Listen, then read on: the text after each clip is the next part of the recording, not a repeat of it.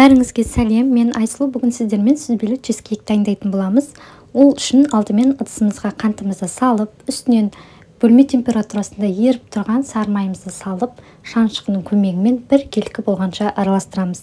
Үстіне жұмыртқамызды салып араластырып аламыз және ұнымыздың бетіне қопсытқышты қосып, бірден барлығын салып жібермей, 3 бөлікке бөліп, жаймен салып отырып араластырамыз. Кейін қамыр кішкене қатая бастағанда қолымыздың көмегімен өте жұмсақ, қолға жабыспайтын қамыр илеп 10-15 минутқа қоя тұрамыз. Енді салмасына келетін болсақ, менде үйдегі, яғни қолдың сүзбесі, оның үстіне қантымызды, жұмыртқамызды және крахмалымызды салып, ең соңынан 2 ас қасық қаймағымызды салып, бір келкі болғанша блендердің көмегімен жақсылап тұрып, асықпай езіп аламыз.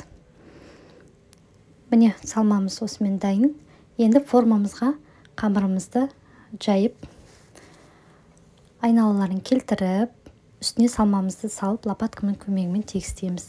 Және алдын ала 180 градуста қызып тұрған пеште 25-30 минут пісіріп аламыз. Чизкейгіміз өте дәмді, жұмсақ, ауызда еритін, әдемі болып шығатын болады. Рецепт ұнаса каналға тіркеліп, лайк басуды ұмытпаңыз.